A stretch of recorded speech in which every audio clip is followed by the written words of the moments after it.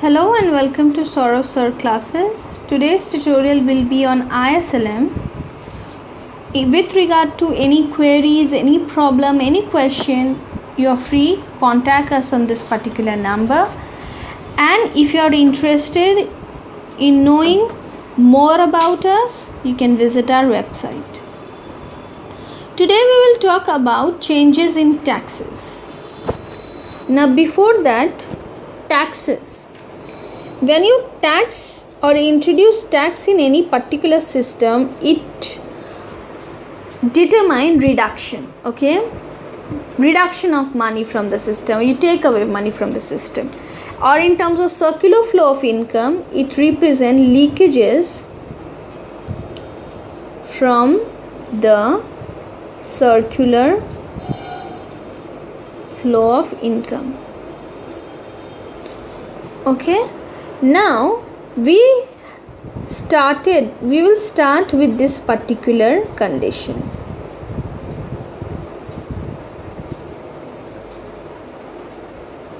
Now you know that if say tax increases,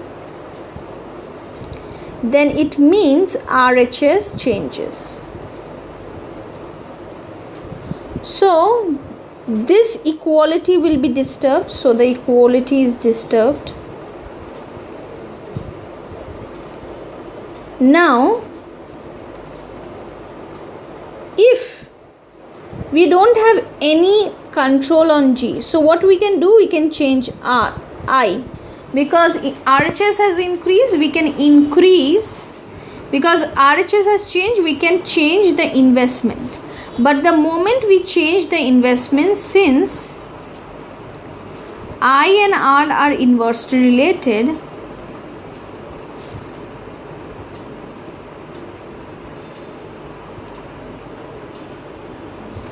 R will also change given I is changing. R changes.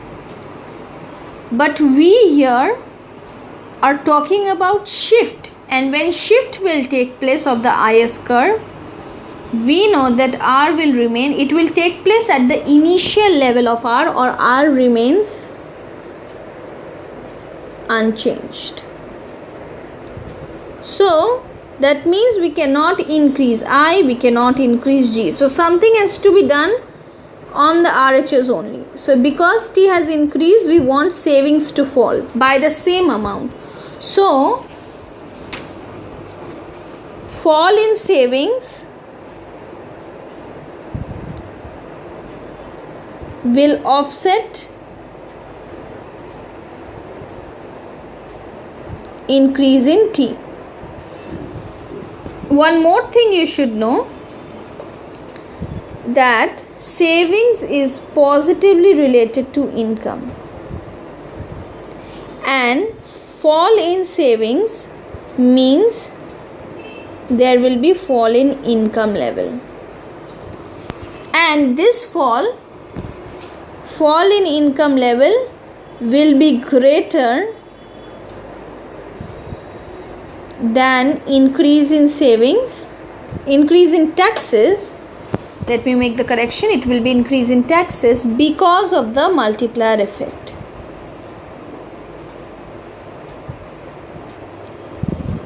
Multiplier effect. Now let us see diagrammatically what do we mean by this. Seems complicated, but when I show you the diagram, it becomes very easy.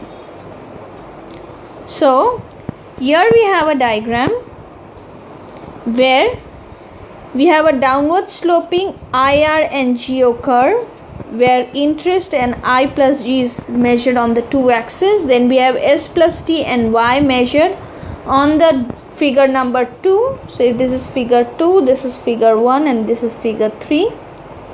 And here savings function is an upward sloping function, is positively related to income level, and this is a downward sloping IS curve depicting inverse relation between R and Y. Now let us now change the taxes, or let us now increase the tax level. If the tax level increases, what happens is that there will S plus T schedule will be affected, that means this curve, and it will shift to the left. Okay, so this will be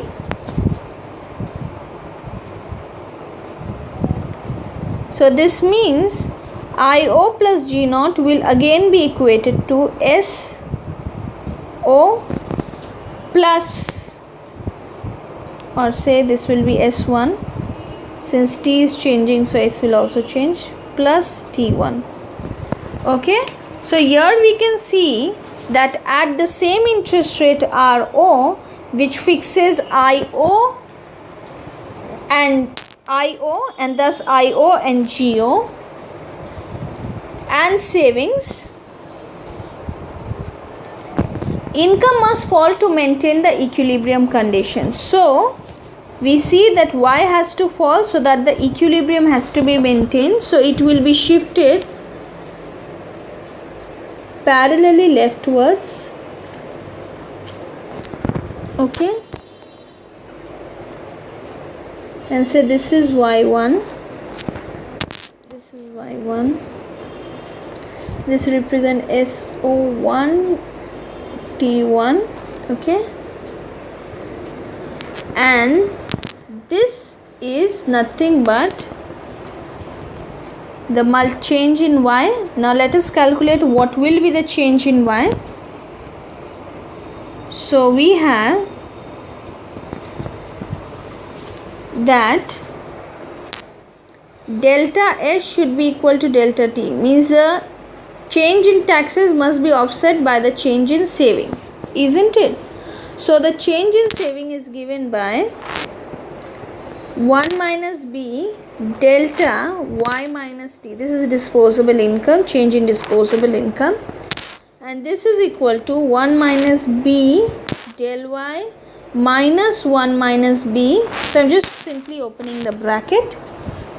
So for the equilibrium condition to hold, we require, so for the equilibrium condition, which is IR plus G is equal to SY minus T plus T, to hold, we require that change in S is equal to change in Y, or S plus Y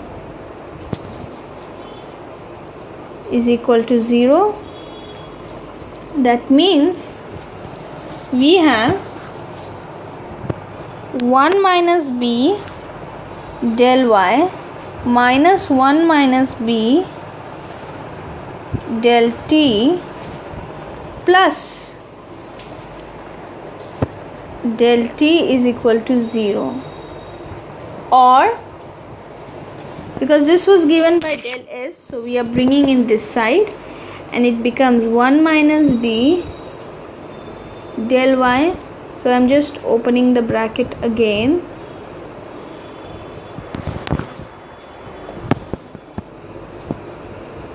Is equal to 0, so it will be 1 minus B del Y plus B del T, or we can simply write it as del Y by del T is equal to minus B by 1 minus B, or it can be written as 1 minus MPC by MPS. Okay, so this is the figure of tax multiplier in case of IS curve, and this comes with a negative sign because if T increases, Y falls. So they are moving in opposite direction, so that's why it comes with a negative sign. So I hope this tutorial was helpful. If it was, please hit the like button, subscribe to our channel, and thank you for watching.